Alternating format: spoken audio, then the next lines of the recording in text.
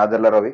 నిన్న కల్వకుంట్ల కవిత అంటే కేసీఆర్ బిడ్డ, మన మాజీ ముఖ్యమంత్రి కేసీఆర్ బిడ్డ, కేటీఆర్ చెల్లెలో మరి అక్కనో, ఆమె ఖమ్మం వచ్చింది.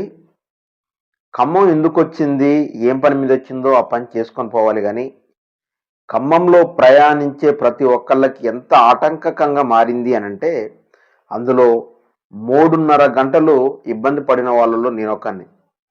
అందులో నాకు చాలా జ్ఞానోదయం కలిగింది, చాలా జ్ఞానం వచ్చింది. నేను ప్రతి దాంట్లో జ్ఞానం వెతుకుతాను కాబట్టి మీకు నేను అది చెప్తున్నాను, వినండి.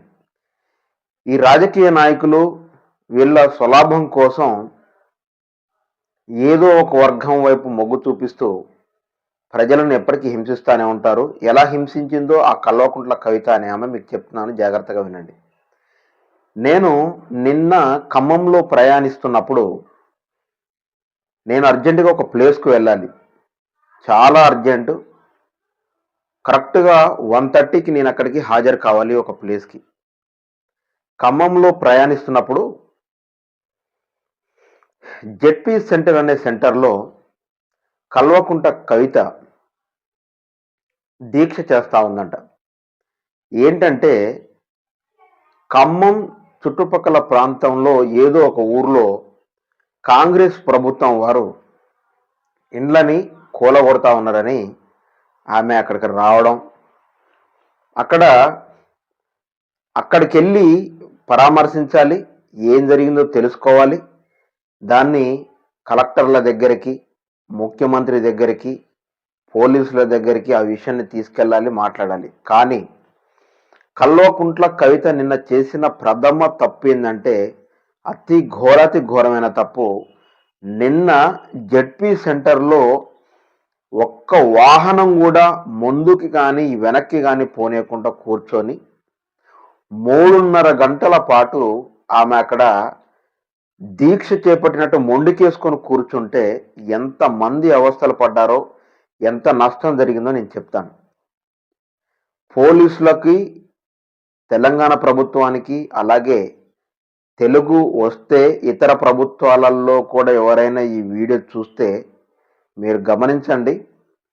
ఎవరైనా రాస్తారోకలు, ఎవరైనా ధర్నాలు చేసుకుంటే చేసుకోండి, కానీ వాహనాలు నిలిపివేసే కార్యక్రమం అనేది చేస్తే లాఠీ ఛార్జీలు కాదు కదా, దేనికైనా తెగించండి.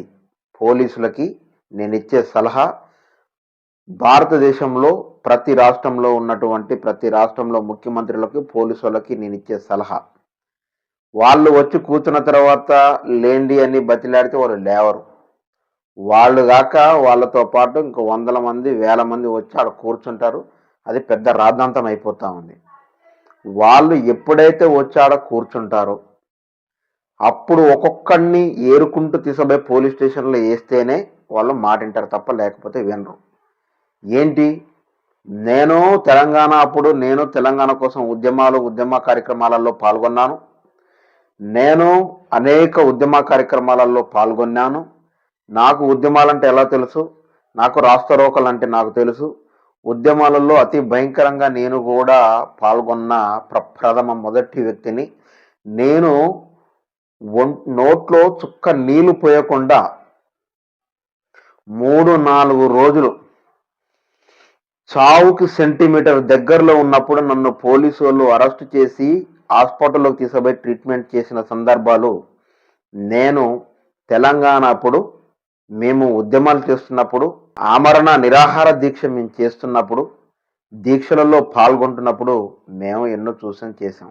కానీ ఇట్లా రోడ్లపైన వెహికల్స్ పోయే విధంగా నేను ఎటువంటి వాటిలలో పాల్గొనలేదు. ఎందుకంటే మీకు నిన్న జరిగిన విషయం, మీకు జ్ఞానం అయ్యే విషయం ఏం చెప్పాలనుకున్నానంటే, నిన్న ఆవిడ జెడ్పీ సెంటర్లో కూర్చుంది నడి రోడ్డు పైన. వెహికల్స్ ఎక్కడెక్కడ స్తంభించిపోయాయి. ఎప్పుడో సమయం కరెక్ట్గా 1:30 మధ్యలో. అప్పుడు కూర్చుంటే ఏంటి పరిస్థితి, నీ వల్ల ప్రజలకు ఒరిగిందేంటి? కల్వకుంట్ల కవిత గారు, నీ వల్ల ప్రజలకు ఒరిగిందేంటి? మీ నాన్న 10 సంవత్సరాలు రాజకీయం చేశాడు, ఓడిపోయాడు, కూర్చున్నాడు. మీ తమ్ముడు మీ అన్న కేటీఆర్ రాజకీయం 10 సంవత్సరాలు చేశాడు, ఓడిపోయాడు, ఆడ కూర్చున్నాడు. మీరు లిక్కర్ స్కామ్లో జైలు పాలయ్యారు, మొన్న బయటకు వచ్చారు. మీ నాన్న వాళ్ళు పార్టీలో నుంచి నిన్ను పీకి బయటపడేశారు. మీరు ఇప్పుడు బయటకు వచ్చి ప్రజలకు ఏదో చేయాలని ప్రజల దగ్గర పోయి సెల్ఫీలు దిగుతూ ప్రజలకు సెల్ఫీలు ఇస్తే ఏనాడైనా నువ్వు మంత్రి అయినప్పుడు ఎవరికైనా ఒక సెల్ఫీ దిగనిచ్చావా? ఎవరికైనా టైం కేటాయించావా? నువ్వు మంత్రిగా ఉన్నప్పుడు నీ అపాయింట్మెంట్లు తీసుకోవాలా? ఇప్పుడేమో ప్రజల దగ్గరికి ఎందుకు వస్తున్నావు? ఇప్పుడు ప్రజల దగ్గరకు వచ్చి కల్లి బొల్లి మాటలు కబుర్లు చెప్పి మళ్ళీ ఏ ఎమ్మెల్యేను లేకపోతే లేకపోతే మొత్తం రాష్ట్రం మొత్తానికి లేనిపోని ఏదో కల్లిబుల్లి మాటలు చెప్పి ముఖ్యమంత్రి అవ్వడానికో లేకపోతే 4 మంచి కార్యక్రమాలు చేస్తున్నానని ఆ పార్టీలోనో ఈ పార్టీలోనో జాయిన్ చేయించుకోవడానికో నువ్వు ఒకవేళ ఇట్లాంటి తరహాలు చేసి ప్రజలకి దగ్గరవుతున్నాను అని తెలియజెప్పడం కోసం ఇండైరెక్ట్గా చేస్తున్నటువంటి ఒక ఎత్తుగడ అన్న సంగతి మా అందరికి తెలుసు. కానీ నువ్వు మంత్రిగా ఉన్నప్పుడు ఏ వ్యక్తి దగ్గరికైనా వెళ్ళి పరామర్శించావా? ఏం సమస్యనైనా పరిష్కరించావా? ఆత్మహత్యలు చేసుకున్న వాళ్ళ దగ్గరికి వెళ్ళావా? సస్తన్న వాళ్ళ దగ్గరికి వెళ్ళావా? పురుగులు పడ్డ వాళ్ళ దగ్గరికి వెళ్ళావా? రైతుల దగ్గరికి వెళ్ళావా? ఎవరి దగ్గరికి వెళ్ళావా? అసలు నువ్వు నీ అపాయింట్మెంట్ తీసుకోవాలంటే ఒక్కొక్కడికి 4 రోజుల టైం పట్టేది. ఇప్పుడు నువ్వు ప్రజల యొక్క అపాయింట్మెంట్ తీసుకుంటున్నావు. అన్నా నేను వస్తున్నా, తమ్ముడు నేను వస్తున్నా, నా పార్టీలో నీకు సీట్ ఇస్తాను, మీట్ ఇస్తాను, అది ఇస్తాను, ఇది ఇస్తానని ఎవరికో తెలవని వాళ్ళకి కల్లిబొల్లి కబుర్లు చెబుతూ ఈరోజు ప్రజలకు దగ్గర అవుతున్నావు, ప్రజలకు చేరువవుతున్నావు, ప్రజల్లో ఉంటున్నావు. ప్రజల్లో పార్టీలో ఉండే ప్రతి వెధవ చేసే ప్రథమమైన పని ఏంటంటే వాడు ఓడిపోయినప్పుడు వచ్చి ప్రజల సంఘంలో కూర్చుంటాడు, గెలిచినప్పుడు పోయి ఏసీ రూముల్లో కూర్చుంటాడు. మేము మీ అపాయింట్మెంట్ల కోసం ఎదురు చూస్తే వారం రోజులు 10 రోజులు మంత్రి గారు అక్కడున్నారు, మంత్రి గారు ఇక్కడున్నారు, మంత్రి గారు లోనున్నారు, మంత్రి గారు అలసిపోయారు, మంత్రి గారికి టైం లేదు, గేట్ దగ్గర 10 మంది పోలీసు వాళ్ళను పెడతావు, మొత్తం ముందర 20 మంది పోలీసు వాళ్ళను పెడతావు, మీ ఇంటి డోర్ దగ్గర 30 మంది పోలీసు వాళ్ళను పెడతావు, నీ చుట్టూ మొత్తం 1000 మంది పోలీసు వాళ్ళు, కనీసం 100 నుండి 1000 మంది వరకు పోలీసు వాళ్ళు నీకు కాపలా కాయాల్సిందే. ఎప్పుడు? మంత్రులు, ఎమ్మెల్యేలు, ముఖ్యమంత్రులు, ప్రధానమంత్రులు అయినప్పుడు. అంతకుముందు ఏంది? సమాజంలోకి వచ్చి సాధారణ వ్యక్తి దగ్గర ముసలోడి కాళ్ళు మొక్కుతావు, ఎడ్డోడి కాళ్ళు మొక్కుతావు, గుడ్డోడి కాళ్ళు మొక్కుతావు, వాని కాళ్ళు మొక్కుతావు, ఈయన కాళ్ళు మొక్కుతావు, అందరి కాళ్ళు మొక్కుతావు. చివరికి నువ్వు ముఖ్యమంత్రివో, మంత్రివో, ఎమ్మెల్యే అవుతావు, పోతావు అని ముడి మీద అంతా 100 సార్లు వచ్చేసి నీ అపాయింట్మెంట్ తీసుకున్నావు, నువ్వు మాకు దొరకవు. రాజకీయ ఎత్తుగడల కోసం ప్రజలను ఎందుకు హింసిస్తున్నారు? నిన్న రోడ్లో నిర్బంధం చేసి 3.5 గంటలు మీరు చేస్తే హాస్పిటల్కి వెళ్ళే వాళ్ళు ఎంత ఇబ్బంది పడ్డారో తెలుసా? నీకెప్పుడైనా రోగం వచ్చిందా? కల్వకుంట్ల కవిత గారు, నీకెప్పుడైనా రోగం వచ్చిందా? నీకెప్పుడైనా గుండెలో పెయిన్ వచ్చిందా? నీకెప్పుడన్నా 24 గంటల పొట్టలో నొప్పి వచ్చిందా? నువ్వు మహిళవే కదా. ప్రెగ్నెంట్ తోటి ఉన్నవాళ్ళు ఖమ్మంలో ఉన్న ప్రతి ఒక్క బజారు గల్లీలో వెహికల్స్ స్తంభించిపోతే గర్భిణీ స్త్రీలు ఎంత అవస్థలు పడ్డారో నిన్న తెలుసా? హాస్పిటల్కి చేరుకోవడం వాళ్ళకి, గర్భిణీ స్త్రీలకు హాస్పిటల్కి చేరుకోవడానికే 10 డెలివరీలు అయినంత కష్టం పడ్డారు నిన్న. గర్భిణీ స్త్రీలు హాస్పిటల్కి చేరడానికి 10 డెలివరీలు అయినంత కష్టం పడ్డారు నిన్న. ఎందుకు? మీరు ఆడ కూర్చొని ఆ ప్లేస్ నుంచి వెళ్ళి నడి రోడ్డు మీద కూర్చొని మీ ధర్నాలు, మీ రాస్తారోకలు చేస్తూ ఉంటే ప్రతి గర్భిణీ స్త్రీ హాస్పిటల్కి చేరుకోవడానికి 10 డెలివరీలు అయ్యే అంత కష్టం పడ్డారు. అర్థమవుతుందా? ఎంతమంది డాక్టర్లు, ఎమర్జెన్సీ ఆపరేషన్లు చేయాల్సిన డాక్టర్లు ముందుకు పోవడానికి వెహికల్ పోదు, వెనకకి వెహికల్ పోక, ముందుకు వెహికల్ పోక, ట్రాఫిక్లో ఇరుక్కుపోయి ఎమర్జెన్సీ సర్జరీలు చేయాల్సిన డాక్టర్లు ట్రాఫిక్లో ఇరుక్కుపోయి డాక్టర్లు సతమతమయ్యారు, హాస్పిటల్లో పేషెంట్లు సతమతమయ్యారు. నేను నా కారులో 3.5 గంటలు ఆ ట్రాఫిక్‌లో ఇరుక్కుపోతే నేను ప్రతి ఒక్కరిని గమనిస్తున్నాను. గర్భిణీ స్త్రీలు వెనక్కి వెళ్ళలేక, ముందుకి వెళ్ళలేక ఎన్ని అవస్థలు పడ్డారో నేను చూశాను. గుండె నొప్పితో వచ్చే పేషెంట్లు ఎంతమంది బాధపడుతున్నారో, ఎంతమంది అవస్థ పడుతున్నారో. ఇప్పుడు అంబులెన్స్ అంటే అంబులెన్సులలో 10 రోగమొచ్చిన ప్రతి ఒక్కరిని అంబులెన్స్ అయితే తీసుకపోదు గదా! ఇంట్లో ఉన్నవాడు బైక్ మీదనో, ఇంట్లో ఉన్నవాడు ఆటో మీదనో, ఇంట్లో ఉన్నవాళ్ళు కార్‌లలో తీసుకొనెళ్తారు గదా! అంబులెన్స్ హారన్ ఏస్తే సరే, అసలు అంబులెన్స్ హారన్ ఏసినా కూడా ఆ దారిలో పోవడానికి ఎనక్కి, ముందుకి అంబులెన్స్‌లు గూడా ఇరుక్కుపోయాయి. అంబులెన్స్ పోయే అవకాశం కూడా లేదు. నా ఎనక, నా ముందు ఎన్ని అంబులెన్స్‌లు అరుస్తున్నాయో వయ్ వయ్ వయ్ అని. అంబులెన్స్‌లో ఉన్న పేషెంట్ వాడు చావు బతుకుల్లో ఉండి చస్తే, రేపొద్దున నువ్వు సంపాదించిన కోట్లల్లో ఒక రూ. 1,00,00,000, 2,00,00,000 ఇస్తావా? ఒకవేళ నువ్వు 1,00,00,000, 2,00,00,000 ఇచ్చినా ఆ ప్రాణం మళ్ళీ తిరిగొస్తుందా? ఆ కుటుంబ బాధ్యతలు ఎవరు చూడాలి? నువ్విచ్చే 1,00,00,000, నువ్విచ్చే 2,00,00,000 చూస్తాయా? ఎంతమంది డాక్టర్లు నిన్న సఫర్ అయ్యారు ట్రాఫిక్‌లో ఇరుక్కొని పోయి? ఎంతమంది స్టూడెంట్ మధ్యాహ్నం భోజనానికొచ్చే వాళ్ళు ఇరుక్కుపోయి బాధలు పడ్డారు? ఎంతమంది గర్భిణీ స్త్రీలు ఇబ్బందులు పడ్డారు? ఎంతమంది రోగమొచ్చిన వాళ్ళు ఆ ట్రాఫిక్‌లలో ఇరుక్కుపోయారు? స్కూళ్ళల్లో చదువులు చెప్పే టీచర్లు ఉదయం పూట లేటుగా కర్రీస్ అయ్యాయని, మధ్యాహ్నం పూట ఇంటికెళ్ళి తినొద్దామని బైకుల మీద ట్రాఫిక్‌లో ఇరుక్కుపోయి అవస్థలు పడ్డ స్కూల్ టీచర్లు, స్కూల్ సార్లు ఎంతమంది? స్కూల్లో చదువుకునే విద్యార్థులు ఎంతమంది? కాలేజీలలో చదివే విద్యార్థులు ఎంతమంది? కాలేజీల్లో చదువు చెప్పే లెక్చరర్లు ఎంతమంది? ఎమర్జెన్సీ ఆపరేషన్లు చేయాల్సిన డాక్టర్లు ఎంతమంది? గర్భంతో డెలివరీ కావాల్సిన మహిళలు, గర్భిణీ స్త్రీలు ఎంతమంది అవస్థలు పడ్డారు? చిన్నపిల్లలకు జబ్బులొస్తే చిన్నపిల్లల్ని హాస్పిటల్‌కి తీసుకెళ్తుంటే మధ్య మార్గంలో మీ ట్రాఫిక్‌లో ఇరుక్కుపోయి వెనక్కి పోలేక, ముందుకు పోలేక, నడుచుకుంటా పోలేక ఎంతమంది చిన్నపిల్లలు అవస్థలు పడ్డారు? మీకేమైనా అర్థమవుతోందా?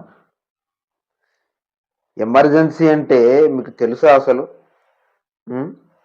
కారులో ముందుకు రాలేము. కారులో వెనక్కి రాలేము. నిన్న ఎంతమంది కొట్టుకొని తన్నుకొని సచ్చారో తెలుసా మీకు? నేను నిన్న పోలీసోళ్ళు నా దగ్గరకొచ్చి ఒక పోలీసాయన ఒక మాట చెప్పాడు. "అన్నా, ఆమె ఇంక లేవడానికి ఎప్పుడు అన్నాడా మాట? 2:30 సమయంలో అన్నాడు నాతోటి. ఒక పోలీసాయన నా దగ్గరకొచ్చి, "అన్నా, ఆమె ఇంకా లేసేటట్టు ఏం కనిపించట్లేదు. వెనకకి వెహికల్స్ పోతా ఉన్నాయి. నువ్వు గూడా పోనిచ్చుకొని ఎళ్ళిపో అన్నా" అని చెప్పాడు. నేను నిజంగానే లేవదేమో అని వెనకకి కారు తీయడానికి నాకు నా తల ప్రాణం తోక్కొచ్చింది. ఎంత అవస్థపడ్డామో తెలుసా? నా కారులో కూడా చిన్న పిల్లలు, మహిళలు ఉన్నారు. చిన్న పిల్లలు ఏడుస్తున్నారు. నేను నా కారులో ఎప్పుడూ ఫుల్ ట్యాంక్ పెట్రోల్ కొట్టిస్తాను. ముందుకు వెళ్ళిన తర్వాత అప్పుడే అనుకుంటున్నాం మేము. నెక్స్ట్ బంక్ ఏదైనా కలిస్తే ఫుల్ ట్యాంక్ కొట్టిద్దామని. పెట్రోల్ అయిపోయింది. దేవుడి దయ వల్ల ఉన్న పెట్రోలే 3:30 గంటలు రావడం చాలా ఆశ్చర్యకరంగా ఉంది. ఆ పోలీసాయన చెప్పిన మాటలు నేను విని వెనక్కెళ్ళిపోతే, ఏ గల్లీలో నుండి నేను వెళ్దామనుకున్నా ప్రతి గల్లీ కంప్లీట్‌గా ఫిక్స్ అయిపోయి ఉన్నాయి. మొత్తం దిగ్భ్రాంతం అయిపోయి ఉన్నాయి వెహికల్స్ అన్నీ. ఒకడినొకడు తిడతా ఉన్నాడు. ఒకడినొకడు ఎందుకంటే గుద్దుకుంటారు. ఒకడినొకడు కొట్టుకుంటా ఉన్నారు. ఒకడినొకడు తిట్టుకుంటా ఉన్నారు. నీ వల్ల ఇంతమంది గొడవలు. నీ వల్ల పోలీసులు ఇబ్బంది పడతా ఉన్నారు. ఆడవాళ్ళు, మహిళలు. నీ వల్ల ఆటో డ్రైవర్లు అసలు ప్రయాణం చేసే ప్రతోడు కొట్టుకుంటా ఉన్నారు. అంతెందుకండి. నా కారు వెనక నుండి పోలీసులు డిగ్ డిగ్ డిగ్ అని కొడతా ఉన్నారు. ముందు ఒక పోలీసోడు డగ్ డగ్ డగ్ అని కొడతా ఉన్నాడు. నేను వెనక్కి ఎవడ్రా కొట్టేదని ఇట్లా వెనక తిరిగి చూసే వరకల్లా ముందు నుండి ఒక పల్సర్ బండోడు వచ్చి నాకు గుద్ది, నన్ను హాస్పిటల్‌లో తీసుకుపో, నన్ను బాగు చేపి, నా బండి ఖరాబ్ అయింది అని అంటాడు వాడు. నేను హ్యాండిల్ బ్రేక్ వేసుకొని ట్రాఫిక్లో ఇరుక్కుపోయి ఉన్నోన్ని తత్తరబుత్తరతోటి ఉరకాలనుకున్న ఈ పల్సర్ బండోడు ఏం చేశాడంటే, బండి చిన్నయే కాబట్టి బండ్లో లాగట్లేరు ఇక. వచ్చిండు నా కారుకి గబేలు అని గుద్దిండు. నువ్వే గుద్దినవంటాడు వాడు. నేను హ్యాండిల్ బ్రేక్ వేసుకున్నాను, ఎట్లా గుద్దుతారా బాబు అని నేను మాట్లాడితే పోలీసులు వచ్చి వాడినే తిడితే వాడు వెళ్ళిపోయాడు. ఎంతమందికి గొడవలు, ఎంతమందికి పంచాయతీలు, ఎంతమందికి హింస. ఎమర్జెన్సీ పేషెంట్ల పరిస్థితి ఏంది, గర్భిణీ స్త్రీల పరిస్థితి ఏంది, చిన్నపిల్లల పరిస్థితి ఏంది, విద్యార్థుల పరిస్థితి ఏంది, టీచర్ల పరిస్థితి ఏంది, ఏమైనా అర్థమవుతుందా? సమస్య ఉంది, మీరు చేసిన ఉద్యమం మంచిది అనుకోండి. పేద ప్రజల ఇల్లు కూలగొడుతున్నారు, మీరు పోయి పరిష్కరించాలి. మీరు అడిగి పోయి పరిష్కరించాలి. ముఖ్యమంత్రి ఇంటికి ముందు పోయి ధర్నా చేయండి, ముఖ్యమంత్రి కార్యాలయానికి పోయి ధర్నా చేయండి, అక్కడ దిగ్బంధనం చేయండి, లేకపోతే కలెక్టర్ దగ్గర పోయి చికాకు చేయండి ఆఫీస్ దగ్గర. రోడ్ల మీద మీరు కూర్చొని 3.5 గంటలు ఎక్కడైనా పేషెంట్ అడ్మిట్ అయి ఉంటే, బస్సులలో ఎవడైనా డబ్బులు తీసుకుపోయే పరిస్థితి ఉంటే, ఒకవేళ మీరు డబ్బులు కడితేనే నేను ఆపరేషన్ చేస్తానని ఆ డాక్టర్లు అంటే, బస్సులో ఉన్నోడు 3.5 గంటలు ఇక్కడనే ఉంటే, వాడు ప్రయాణం ఒక 3.5 గంటలు అయితే హాస్పిటల్ వాళ్ళని నమ్మక ఆపరేషన్ చేయకపోతే ప్రాణాలు పోతాయి కదా. ఎంతమంది ప్రాణాలు పోతాయి అలాగా? ఎంతమందిని హింసించారు మీరు నిన్న? మీకు అర్థమవుతుందా? ప్రభుత్వాలు, గవర్నమెంటు, పోలీసు వాళ్ళకి అర్థం కావాల్సింది ఏంటంటే, ఇటువంటి సందర్భాలు ఎప్పుడన్నా వచ్చి ఎవడైనా అక్కడ కూర్చుంటే అడ్డంగా ఎత్తుకొని పోయి పోలీస్ స్టేషన్లో కూర్చోబెట్టండి. మీరు ప్రభుత్వం పైన ఒత్తిడి తీసుకురావాలి కానీ ప్రయాణించే ప్రయాణికుల మీద కాదు మీ ప్రతాపం. వాళ్ళు ఎన్నో సమస్యలతోటి రోడ్ల మీద ప్రయాణం చేస్తూ ఉంటారు, ఎంతో ఎమర్జెన్సీతో పోతూ ఉంటారు. వాళ్ళని హింసించడం తగదు. ఈ వీడియోని అందరికీ షేర్ చేయండి, ఈ అవేర్నెస్ని అందరినో కల్పించండి. ఏనాడైనా రోడ్ల మీద ప్రయాణించే వాహనాలను ఇట్లా ఆపి గంటలు గంటలు వెయిట్ చేపిస్తే మాత్రం ససేమిరా ఒప్పుకునేది లేదు. ఎవడైతే కూర్చొని ఆ వాహనాలన్నిటికీ అడ్డుపడ్డాడో వాడిని చెప్పులతో కొట్టండి అని తెలియజేస్తూ, నేను మేదల రవి. అందరికీ నమస్కారం. Praise lord.